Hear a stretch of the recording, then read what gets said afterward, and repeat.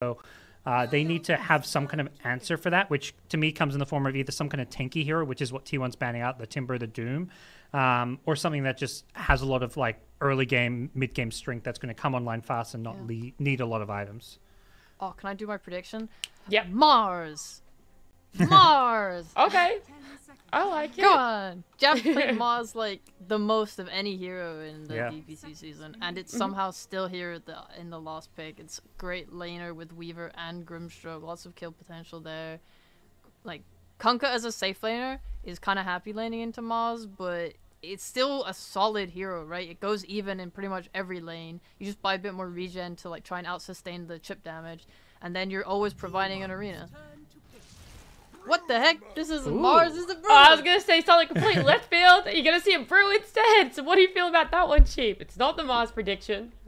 He's played it before. It's not entirely unseen. I actually think his brew has been amazing in the past.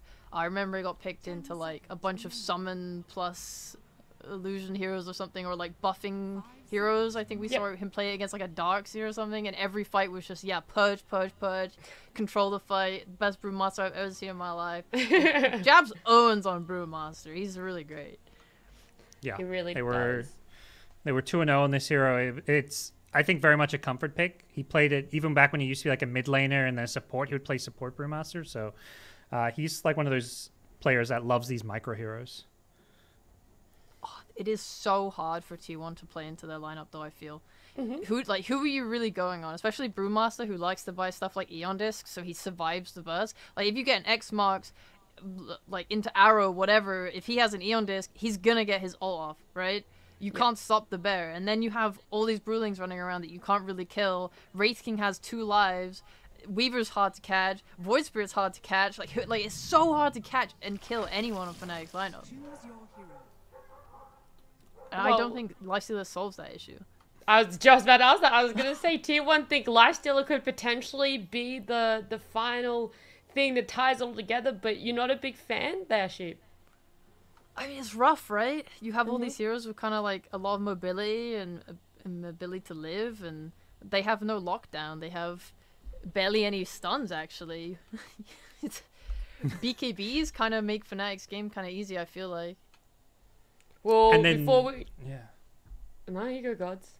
No, I was going to say, and then, like, to me, the other thing is now they've gone down this much greedier path, this offlane. Kunkka, it's like, oh, it's T1, they get a greedy offlaner, but then at the same time, I don't think they've answered this Wraith King very well.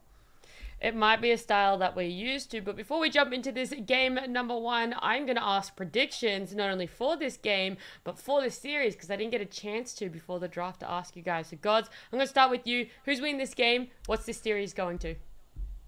I think as far as this game goes, I will give the edge to FNATIC. I think FNATIC's going to win the series 2-1. So that would be my prediction. And Sheep? Ooh, I'm gonna be spicy. I'm gonna say FNATIC's gonna 2-0.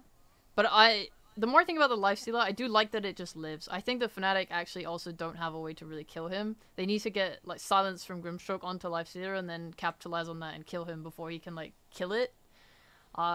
So I think Lifestealer is kind of a strong last pick for survivability and ability to keep fighting. But it is the sustained damage we talked about them lacking, so I like that.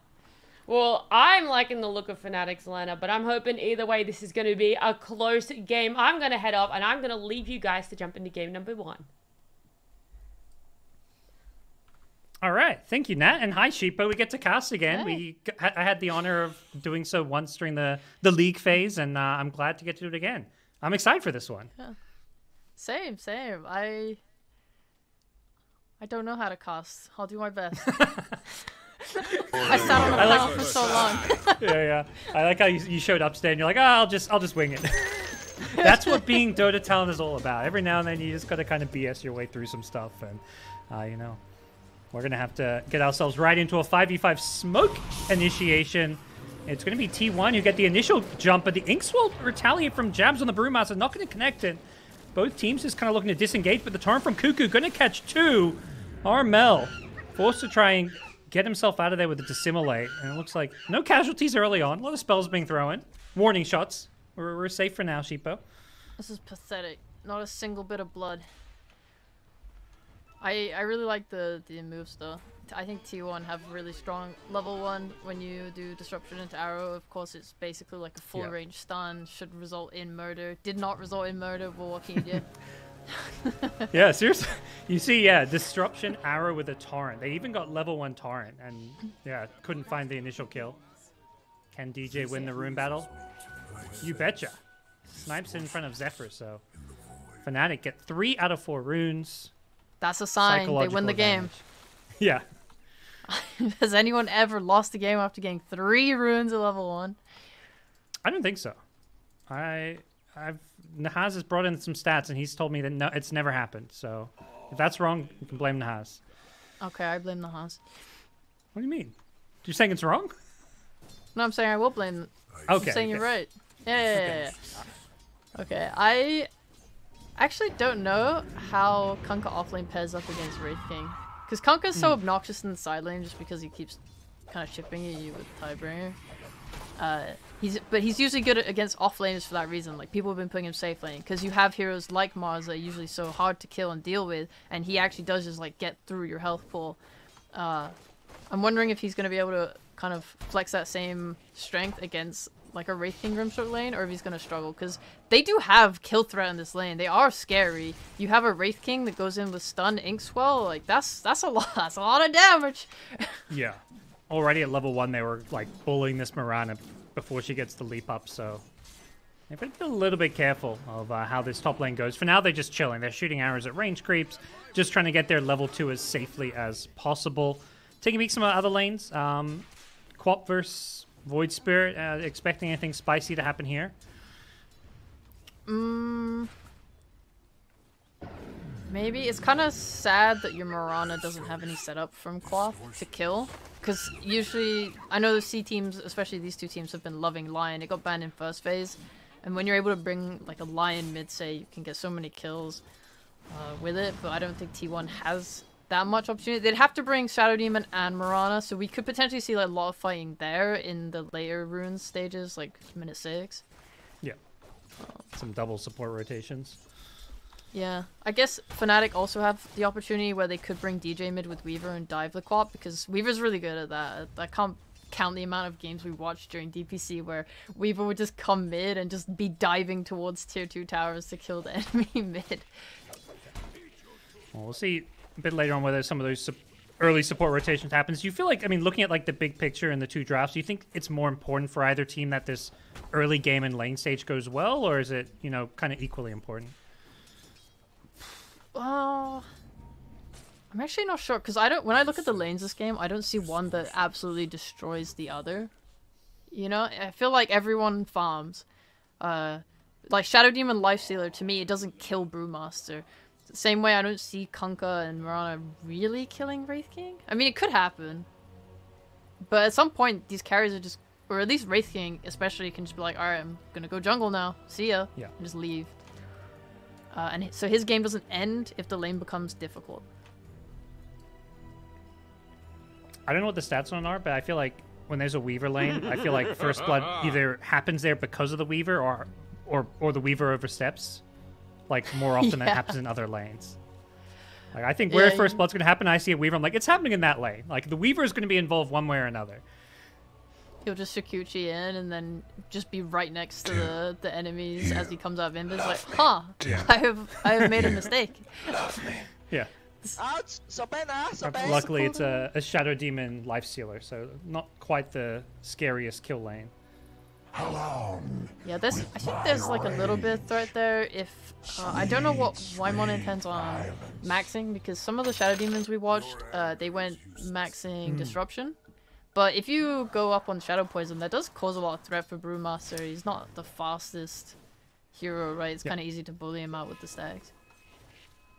Nicely done by Whitemon to keep Gambi's salve alive. And yeah, bottom lane, just Weaver doing pesky Weaver things for now, trying to maintain that sentry advantage and get the constant harass in, snipe some couriers here and there, but nothing too crazy.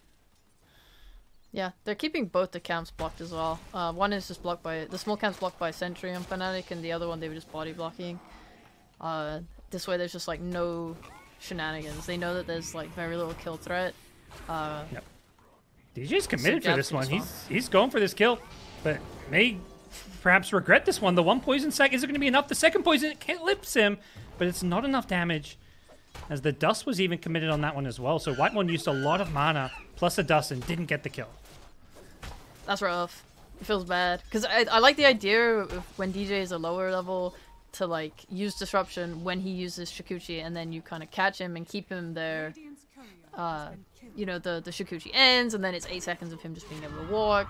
But like the timing is off, Lifestealer can't connect, like he's not even ranged, he doesn't have any ranged spells, he has absolutely no way to really do anything with his Shadow Demon in lane unless he's already near, and he doesn't have like boots either, so it's just kind of really awkward for him to play this lane. And they can't bring items out. This Weaver with the ward behind tower, just one Gemini attack off and your courier's dead, so this is perhaps one of the more annoying parts about the Weaver lane, is that ability to basically prevent regen from coming out, items from coming out, so we'll see if they manage to find an answer for DJ's Weaver. But, you know, so far the lane's going fine. Lifesteal's farming up just fine. T1 aren't losing any of these lanes by any means just yet. Yeah, exactly. This is the nice thing about Lifestealer. He's able to help himself. Even if he doesn't have regen coming out, right? He's got 2 points in Feast. He's just lifestealing off creeps. He's going to sustain. It's okay. DJ. And he's got Helm now, so he's completely fine. Deciding not to go for the courier. Just doesn't want to put his life at risk there, as he's going to instead go for some harass down here. Again, these Weaver lanes always feels like that's where you're going to keep an eye on for these first bloods, but so far they're doing a good job of not giving any openings for DJ to get those kills, and DJ himself doing a good job of not overextending. So taking a peek at some other lanes. Mid lane, Queen of Pain, 27-12, doing pretty damn nicely here, and about to hit level 6, so I mean, you mentioned the 6-minute rotations. Do you think that's where we're going to see some of these supports start making their move? I think I'd like to. I feel like Kunkka is sturdy enough to sit top while the supports move. As well, the lane is pushing in, which is basically perfect for Cuckoo. When the creeps are just outside his tower, there's pretty much no way he should be able to die. Zephyr's already rotating over to the mid lane, which makes sense. I was enjoying the parallel between Raven and Gabby. They both just have like multiple gauntlets and a helm of Iron Will. Yeah. The same items. This is the classic carry starting items now, like triple gauntlet, quelling blade. I am a strength carry. I build armlet. What is an offlane Kunkka build actually? That's what I'm curious to see. He's got double bracer, which is kind of standard for most strength offlaners. But I was wondering if he'd still go like an armlet. Is there a build you think is going to make the most sense for him this game, as far as whether it's countering an enemy hero or just making his own game go well? It would be good for him to buy a halberd. Hold that thought. Mistimed arrow. Disruption was looking to set it up and said they're going to look to turn this one onto Whitemon. Potential first blood. Is it coming? No, they need one more right click or some damage from a Shikuchi. DJ goes fishing, but doesn't find Whitemon, and he's being dusted up, so he needs to be careful. Gets caught up by Zephyr. The double Starstorm's going to do some good damage here. Now Whitemon, not needed. It's Zephyr with the arrow who gets the first blood onto DJ's Weaver. Weaver does it again! Yeah. Of course it's the Weaver. I mean, he was either going to get the kill on Whitemon or die himself there, and well, unfortunately it did not go his way. What can you do? I like the idea from Zephyr, because he was heading mid to make the plays, expecting other people to come there or for mid to need his help, but then he kind of realized that no one was really moving from bot, so he could go make a play there. It didn't work out. Oh no, it did work out, sorry. Luckily. Yeah. But it was good. Smart move to TP down there. And now he's just gonna like farm his way back to mid. Hopefully in time for the 8-minute runes, they'll be set up. Lane. Armel does hit level 7. He's almost a full level behind Carl's Queen of Pain. Quop just doing a better job, you know, kind of bullying him out of the lane and farming some of those neutral camps, but not the end of the world. Do you see Armel looking to make some moves, or is it more just sit mid and wait for your supports to come to you? I definitely think both these heroes play around runes. You don't want to try and make a move without a rune and have it go badly, and then your opposing mid laner is just farming the entire time. Because you still both need items, right? Looking for a disruption arrow combo in the mid lane. Whitemon's found the disruption. This time around the arrow will be timed. And Zhao goes down to the scream. Just the support kill. They were looking for Armel, I feel, and luckily for FNATIC, they tanked the gank with the support. They could stay mid and just try again. Because at least it forces our Mel off the lane. They got Gabby, but he's just going to rage TP out. Level 1 rage, but that's enough to not get caught by a Cyclone or a Boulder Toss. So instead, FNATIC going to maybe pressure this tower, but they've got no Primal Split. Once this ends, they could be in some trouble here. Rotation coming down, smoked up T1. Both supports the smoke for this, and they're looking to punish. Can they catch FNATIC with a TP in from the Queen of Pain? This could be a bad situation for them to be in. DJ may just have to Shikuchi his way out of there. Jabs does manage to not get hit by the arrow. He's going to go for the TP out. The Sonic Wave. The damage is not enough. He survived. Oh, poorly executed gank from T1. That is so sad. He just used the Drunken Brawler, and the extra move speed just helped him scooch out of the way, the arrow. Ooh. Awesome, miserable. But what a heads-up play to just instantly TP. Like, they actually just have no control. And he was so tanky. Does he have to... He has bracers? No, he just has Soul Ring and Treads. And he's so tanky. 1,300 health. Gosh, that feels really bad. You committed, like, a smoke rotation. You committed your Quops to TP. Like, so many resources were taken down there to do that. The most you get, really, is, like, that they aren't pushing the tower anymore, but I don't know if you're happy. This time around, they hit the combo.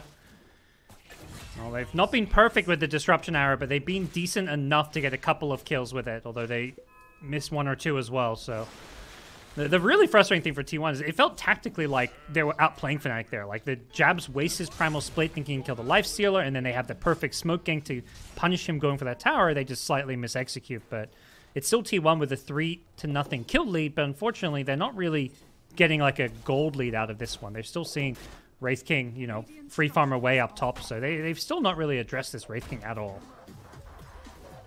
What I will give them props to is Cuckoo is going for an Orchid, which I like the look of quite a lot, because I was thinking in my head, oh yeah, I guess like standard items you can be useful with, like Halberd or something. Maybe you go Armlet and just try and be a body on the map that takes up space, like you take the Wraith King's jungle or something. I think the Orchid is going to let him do way more. He's going to be able to kill all these annoying supports. Brewmaster, of course, doesn't want to buy a defensive item this early into the game. So an Orchid allows him to kill that, and he's free farming. Wraith King's free farming, sure, but so is Cuckoo. He's second on the net worth lead. Such a T1 unique thing about them is that often Cuckoo gets this farm priority, and it can come at the cost of their carry. We see Gabby not keeping up with the Wraith King, a full 1,000 gold behind him, with some pressure to his lane. But yeah, it's Cuckoo who's going to maybe get a really fast Orchid for them. So this is something that they can cause a lot of problems with if they get this at a very fast time. Cuckoo not really being rotated on at all. He's just getting a complete free farm up top. Yeah, I don't think they have any deep wards down on T1 side, but Wraith King's moved to the jungle now. It would have been nice for them to kind of take advantage of the cart timing top to pressure that tower. Maybe they're worried about the ability of FNATIC to punish them with like TP responses. But yeah, I've seen this trend now in games where the carries stay in their lane for as long as they can. Like Gabby is just not moving. I remember for a while everyone the new big thing was like, oh my god, he's TP'd to his off lane and he's just like harassing the enemy carry or something, like, you know, getting them out of their lane. But I feel like that is not like as prominent anymore. I was about to say he may wish he would have left, but he sees the second the smoke pops, he rage TPs away, recognizing that trouble is headed his way. You know, that's partly why he's not free farming, is because every time they come his way, he has to do this rage TP out, but it is wasting FNATIC's time. Yeah, it's nice to keep them there, because you keep your map, like, you know, more open for yourself for so long by keeping the safe lane tower alive. Obviously, like, the standard way of playing Dota is you take the safe lane tower, then you take the mid tower. Oh, they're making a move. Oh, they've got the Brewmaster. They need to burst him before he pops that Primal Split. Have they got the damage with the Torrent and the Ghost Ship? I believe they do. Sonic Wave to make sure of it. They knew this time around Jabs had a Primal Split, so they had to try and burst him fast, and they did just that. But they lose the tower, kill the Brewmaster, and FNATIC say, okay, we'll just back off. We'll pressure mid with some skeletons. They'll farm up top with DJ's Weaver. So it's not... I mean, it's a nice kill, but it feels like they need to get a little bit more on the T1 side. Yeah, they're just... they're playing for item timings right now. They're just gonna get this Orchid on Kunkka, then we'll probably see them smoke up and try and do something more. Queen is probably just chilling. She want to get her Sanj and Kaya to make her really tanky. She don't want to like force a fight and die. You can't die to Fnatic if you overextend. There's going to be the split. If you jump in too fast, there's going to be Phantom's Embrace from Grimstroke. He has 2 points in it. Like he is trying to be annoying with it. It's chill. They're just chilling. It's very chill. We're seeing a pretty passive game here. Do you think, I mean, as far as overall game plan, it's Fnatic with the gold lead. I mean, it's very negligible because, as you mentioned, these item timings are coming up, particularly the Orchid. But do you think this kind of slower pace is favoring either team's overall strategy? I think they both benefit. I think this game will come down a lot to execution. Okay. Poor Zhao. Yeah. Oh, he's gonna let me live, and they look to turn this one with the Primal Split. Gabby, this time around, no Rage TP out, and that's a core going down. So the first kill Fnatic find is a pretty big one. He got way too big for his boots there. He's like, yeah, I'm standing in the middle of like 2 to 3 heroes. I'm just gonna start trying to kill this Grimstroke with no regard for his life. Oh. And when you've got this slow-paced game, and we've seen Fnatic, you know, they'll throw a Primal Split out just for a single kill that's not like an objective or a team fight. They have no interest in team fighting right now. They're just farming up on Raven. Raven just, he's doing Raven things. He's hidden up the jungle. He's going to go straight into that Deathslater, and we'll see if T1 can do a good job punishing this one. They've found Jabs now in their own jungle. Without a Primal Split, I'm not sure they've got a good way to keep Jabs alive, and Zhao is just like, I'm bailing. They'll give up one to retreat and farm other parts of the map. Yeah, I like that Gabby's now moved to the top side of the map. It was nice of him to sit bot for as long as he could to protect his tower and such. But I think now you put him up there, if he just plays defensively with his rage, at some point you can just connect heroes up there and start to pressure the tower a little bit more. I mean, as long as he doesn't get cocky and try and kill a Grimstroke, I feel like no one should be able to kill him for a long time. They don't have Orchids. They don't have instant stuns. The only thing that could possibly catch him is like a Phantom's Embrace when he isn't expecting it. Yeah.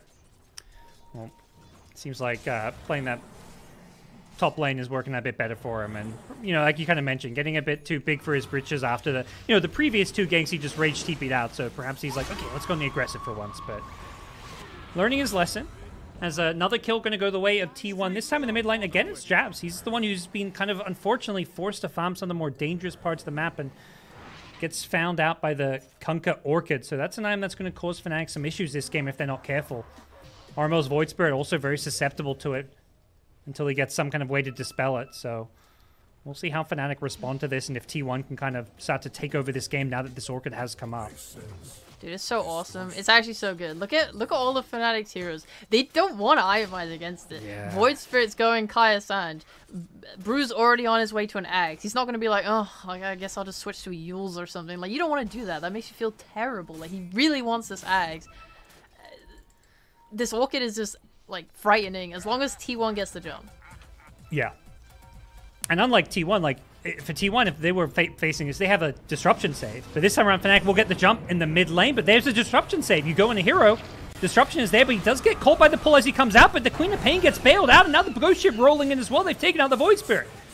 Raven's going to get low. He's got the Reincarnation to give him a second life here, but will Fnatic have the firepower to take this one? They've gone in with the Primal Split. Jabs trying to zone them out, and now with Raven following them up, they may have enough damage, but a great infest as they go into the Mirana. They need to finish her off to get the Lifestealer, but looks like Zephyr's going to get back to safety, and with the Queen of Pain finishing off the backlines, suddenly it's a 5 versus 3. Cuckoo's got himself a banish into Torrent. They get the Brewmaster. They've gotten 3. Great execution there for that team fight for T1. That was so nice. It's actually quite funny. I was talking about how, oh yeah, if T1 get the jump, like, they're just so strong with it. You know, they have the Orchid, they have these nice things, but actually, yeah, Whitemon is playing Shadow Demon. He's got Disruption. You start on Fnatic and they just save whoever you go on. It's actually amazing. They cover the Disruption so well as well. When it's ending and they want to take advantage of that from Fnatic's side, there's just a follow-up torrent into boat. Then you're past Rum. So even if you're able to kind of follow up the chase and keep going, now everyone is just twice as tanky from that buff. Yeah. And their execution from T1 was really good. Yeah, we saw a bit of the end of the fight there. Just so well played. The Lifestealer, you know, using the Infest as well to get himself out, knowing that, okay, my rage is down. I might die here. this Wraith King's come in, but he just infests his way out of there. So, bit of a wake-up call, FNATIC. They've only got the 1 kill this game, and while they've farmed up well, they've yet to be able to take a really solid fight. And without items to deal with this Kunkka Orchid, they're going to have themselves a, a bit of a tough mid-game here, it feels like, until, their items come up. Their items are pretty far away. Like, that Ags on Brewmaster, not really particularly close. Void Spirit, he's going to have a Sanjin Kaya, but he's still very vulnerable. Gets caught by the X. Yeah, this is the problem. The Orchid's there, the Ghost Ship follow-up, and Armel gets picked off. Do you ever play with an Orchid and you just feel like everyone just kind of walks away from you when you use it? You just kind of like struggle to really take advantage of it. I feel like Cuckoo is playing a masterclass right now of this Orchid. He's just everywhere. He's mid, he's top, he's bottom, he's catching people, he's getting kills. Zephyr is playing so well with his cores. He's had a couple misses with the arrows, but overall he's been so solid in just being in the right places at the right time with the people that are the strongest. Yep. Well, so far you mentioned this is a game that comes down to perhaps execution, and definitely T1 showing us that their execution on point so far. They've got themselves about a 2k gold lead as a result of it, but still a lot of fight left in FNATIC. They've not really gotten rolled over because of this. They've managed to keep it close in terms of the economic game. The Wraith King getting closer and closer to a Desolator, so when they've got that Blink Armlet Deso Raven, his damage up in this fight, you can execute as well as you'd like, but this Wraith King is going to just hit like a truck at some point. Yeah, I was a little surprised you went Blink first. I thought that their idea was... I mean, they need to hit a timing right, and I feel like when you have Deso on Wraithing, that's when Roshan opens up for you. So that's when they could look at holding the top side of the map and trying to find a fight where they can take Rosh. But maybe he just feels like he can't do that yet, because like we talked about, Brewmaster is pretty poor. He doesn't have Ags. He's still got another 1.5k gold to go before he gets it. Void Spirit also still susceptible to the Orchid like we talked about.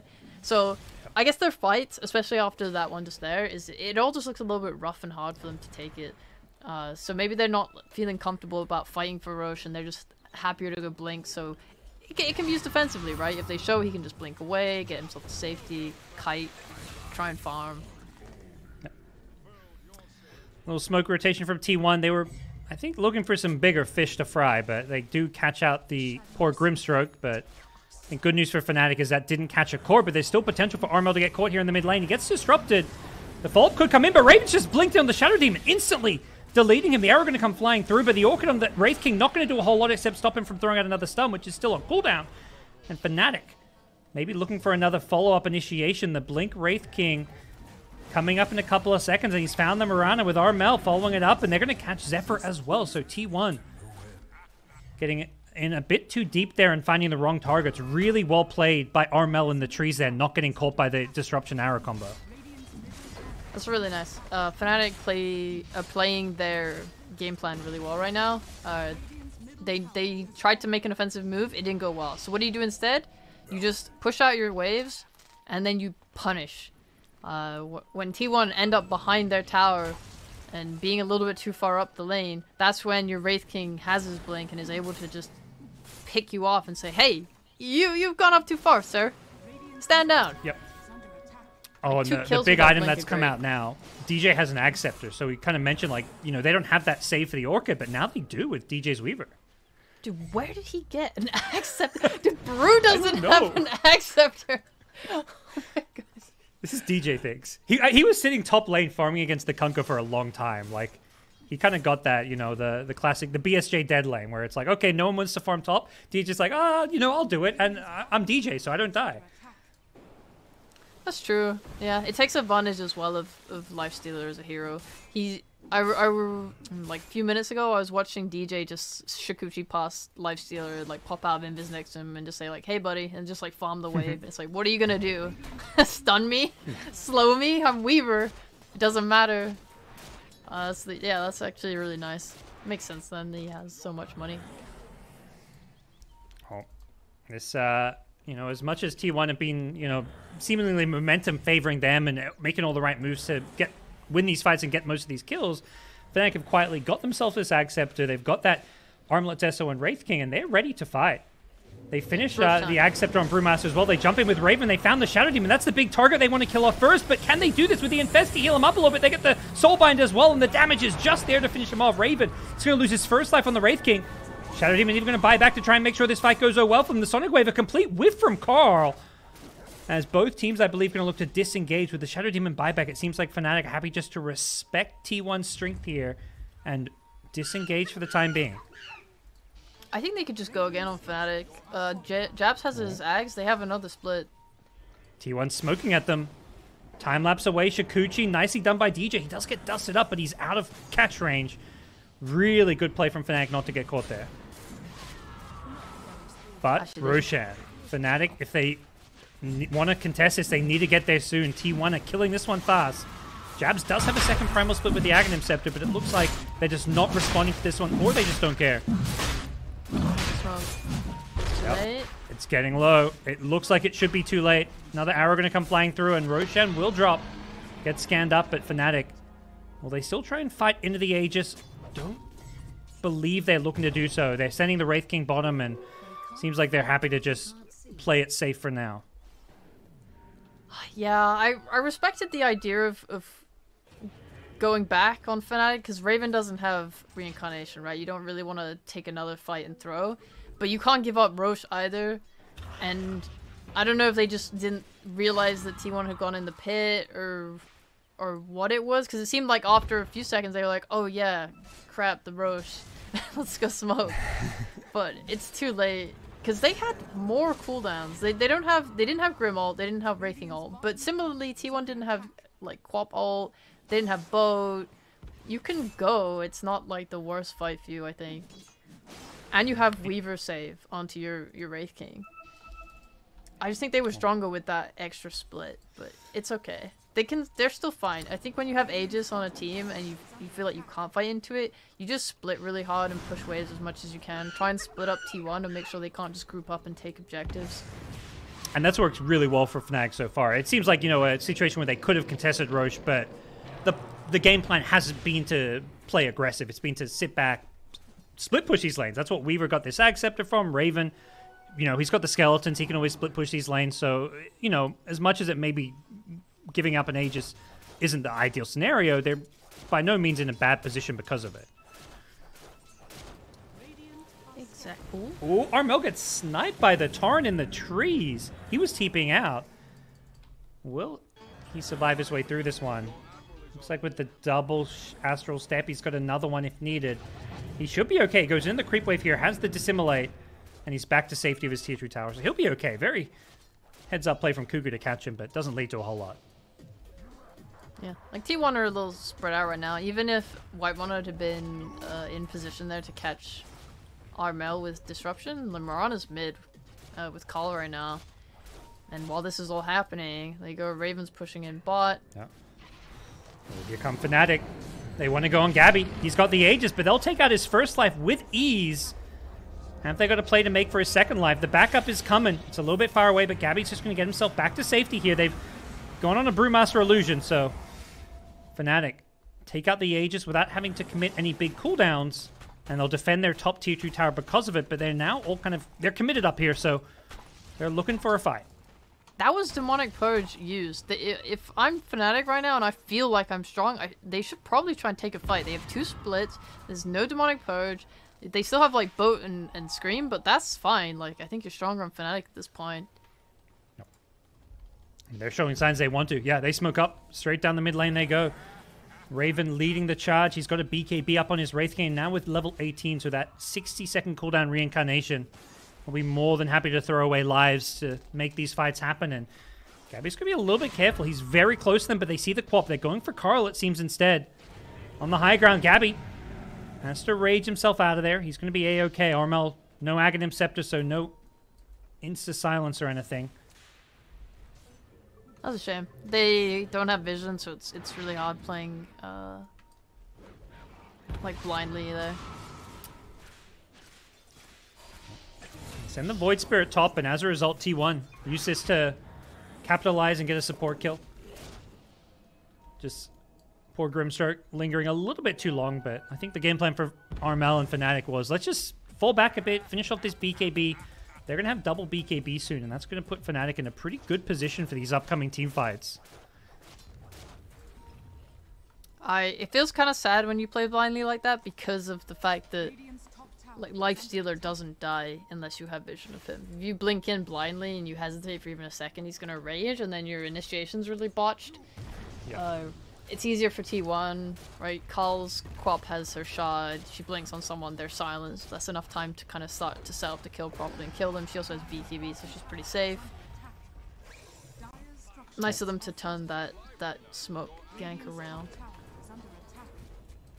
As far as turning things around, FNATIC are grouping a bit down near this bottom lane. Showing signs they want to take a fight, maybe even defend this tier 1 tower. They don't have Wraith King's TP for about 15 seconds, so he's going to have to walk his way down here. So they'll give up the tier 1, but they are in position to defend the tier 2. Gabby in the front lines. He's got a disruption behind him, and it looks like T1 catch wind of what's going on here. Maybe Zephyr going to be the one getting caught out on the Mirana. Goes for the TP out, but he's been caught by the Inkswell stun, and the Raven Wraith King able there to finish him off. Just the support kill, but nice find for FNATIC. Does feel like both teams just, you know, happy for this game to slow down a little bit. It's still 0 gold difference, basically, between the two teams. And Lifestealer, you know, not quite keeping up with the Wraith King, but I'm curious, Sheepa, when it comes to, like, this late game Lifestealer, it feels like we're seeing the, you know, what the Wraith King... We've seen this Wraith King all the time. It jumps on a hero, does crazy physical damage. Lifestealer, not quite the same damage output, but what does Lifestealer bring to the table when we go to the late game here? In this game, it's the sustain damage that they need against the Wraith King, the ability to just keep fighting throughout 2 lives. He's kind of a hero that's a little bit scary because you use Rage and then, you know, you're vulnerable. So if he does use it to burn through Wraith King's first life, then that kind of sucks. You know, you're gonna be scared for your second life. So they should, as a team, be aiming to just kill everyone else and then kill Raven last. And I don't think Raven can fight very well into Lifestealer. Okay. Especially with these, like, he's so tanky, he's so hard to kill. The feast is like really nice against Wraith King. I don't know. He's got like decent armor as well as a hero, especially when he has armlet and such. So I feel like he's just a carry that can answer Wraith King in the late game. And he's, you know, he doesn't really die to their spells. Like they don't have instant silences. They don't have instant stuns. Yeah, outside of the Wraith King, they don't have a good way. Maybe the Ag Scepter on Void Spirit changes that, but we'll see. Raven here on the front lines gets banished up, but he's got backup right behind him. Armel jumps on the back lanes. He's looking for the White Mon Shadow Demon. Wants to take out the sports to start this fight, and he'll do just that. Armel could be in some trouble. He's been demonic purged here, and Gabby's Lifesteal trying to finish him off. Armel gets out of there with the Astral Step, and they've also taken out one more. Raven's Wraith King doing a bit too much damage for them to handle. Here's the Ghost Ship going to come flying through. Mistimed on a DJ's Weaver, so he'll Shikuchi himself out of there. Another time lapse in 1 second, so he's got that extra bit of save there as Cuckoo goes for the BKB TP out. Nothing to cancel that. Same story for the Lifestealer with his TP out, so FNATIC win themselves another fight. Can I just say, I watched Gabby during that whole fight only, pretty much, because I was like, yeah, let's see what they do. And I'm sitting here saying, man, yeah, they should just go on everyone that's not Wraith King and then kill Wraith King. And what do? They just start on Wraith King. They just start on Wraith King. He gets saved by Weaver, and then Lifesteal's like, well, okay then. He like runs somewhere else, tries to kill Armel. Armel then like jumps away. He's like, okay, fine. And he just can't kill anyone. I think he needs... Because they lack stuns, right? Like, really good stuns on T1. It's so awkward, and he doesn't have a bash or anything. He has no control of his own. I know some Lifestealers in the past would go, like, Bloodthorns to try and help those supporters. Carl pulled back in, and they actually get this kill. He forces out a BKB and the Infest for some heal. FNATIC maybe just thinking they need to disengage here. The arrow going to go flying through, not catching anybody, but they forced out a Quap BKB. FNATIC disengage, and it was what to go back to the last fight. Like, I was looking at the fight recap. Gabby did by far the most damage on his team. He did almost 4k damage, while everyone else did like 500 to 1,000. But it's not damage that's leading to kills. Whereas you look at Armel, he does a lot of damage, but he's getting the backlines, he's getting the supports, and it feels like that's what T1 need to find a way to do, is to kill this Weaver and kill this Grimstroke. Yeah, the Lifestealer doesn't really have a really great vehicle this game. you know, you think of Lifestealer, you think of putting him in a Spirit Breaker or something, or a melee initiator like Mars Sand King. They jump, they stun, he bursts out, you kill someone. That is just not something they really have this game. Kunkka is not playing like that. He's not a Blink initiator. The closest thing would be Quap.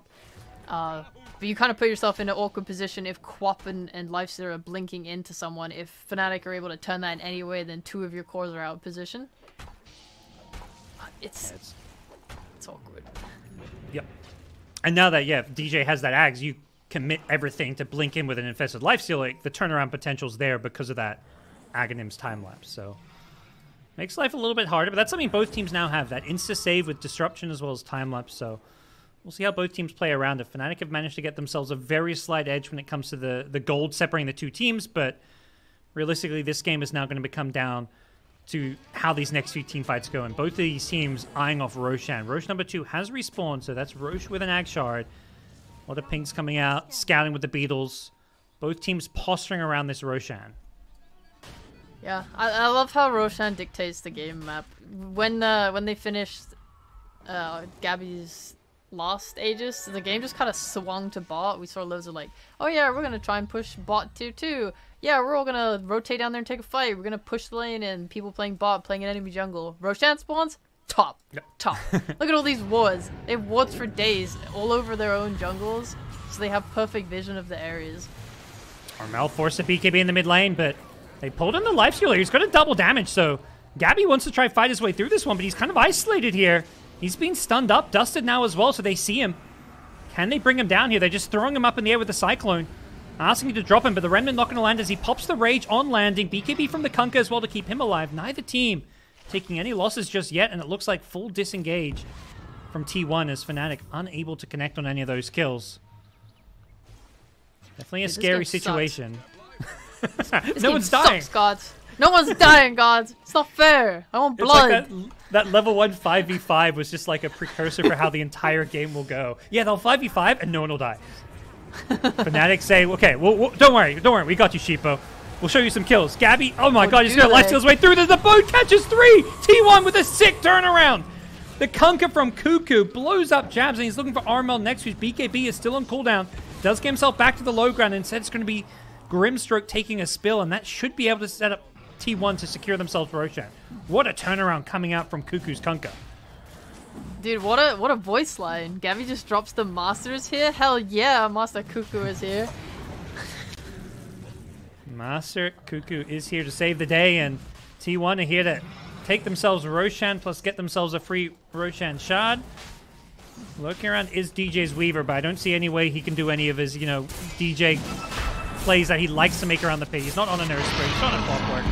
He's on a Weaver, unfortunately, so no way to get in there and steal an Aegis or anything like that. So suddenly momentum swings back the way of T1 off of that one. Yo, that was a hard push. Going into a triangle blind like that, it's a nice idea, but you don't see their supports. Like, I don't think Gabby even got saved. He just managed to get Rage off and lived. Whether that's a failure on Fnatic's part of stringing their disables together or what. I mean, obviously Cuckoo heavy lifting, but yeah, it's rough if you can't burst. Raven tried to blink in mid, but couldn't get the Inkswell Sun with his blink initiation. He's going to lose his first life here, although nope, he gets bailed up by the time lapse. Nicely done by DJ to catch him just at the last second to save his life there.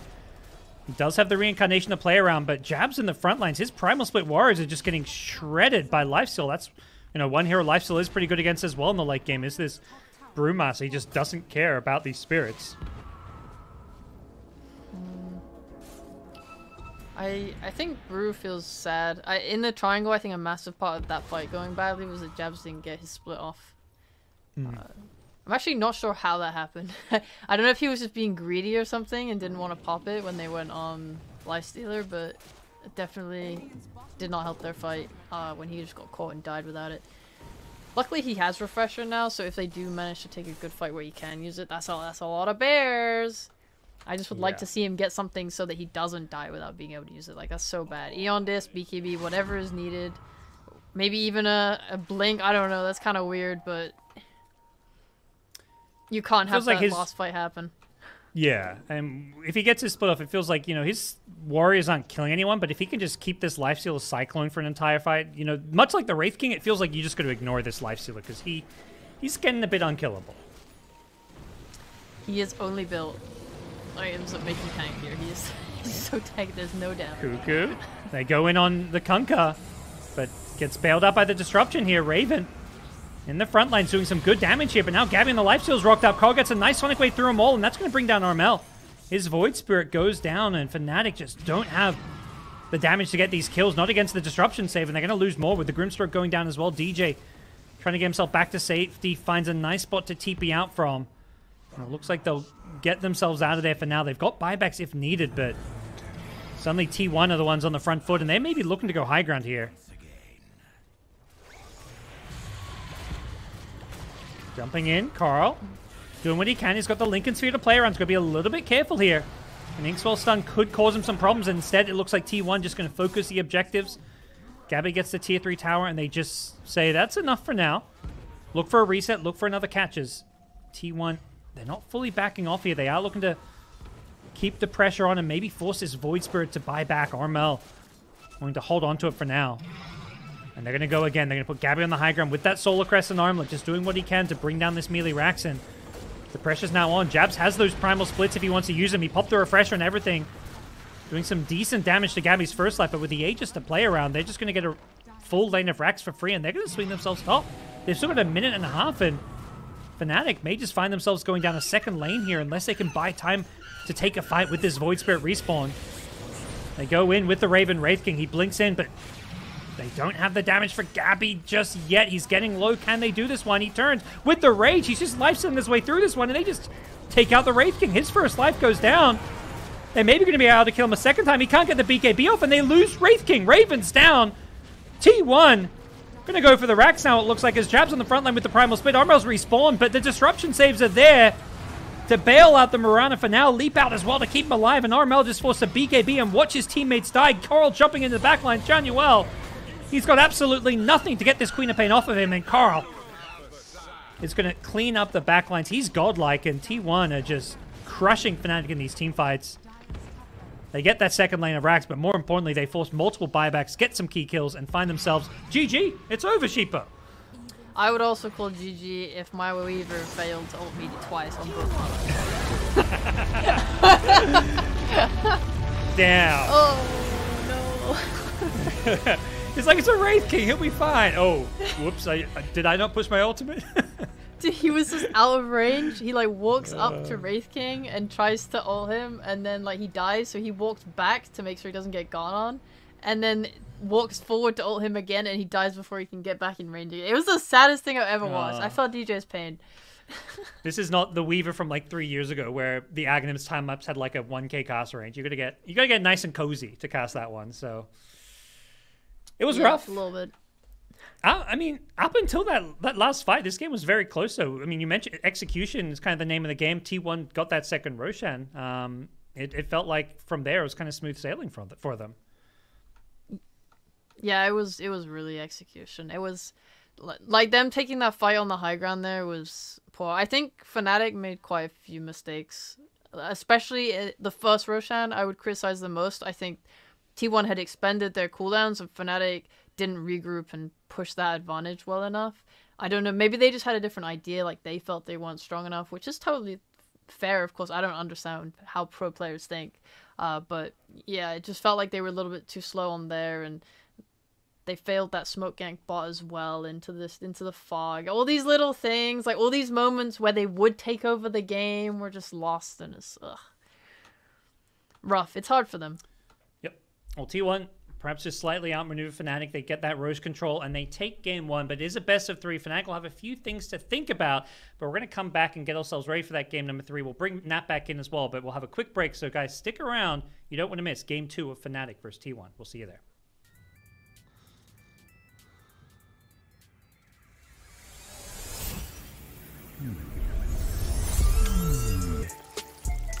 Mate.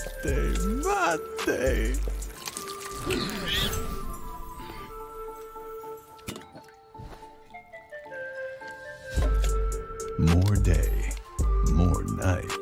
Mate. day.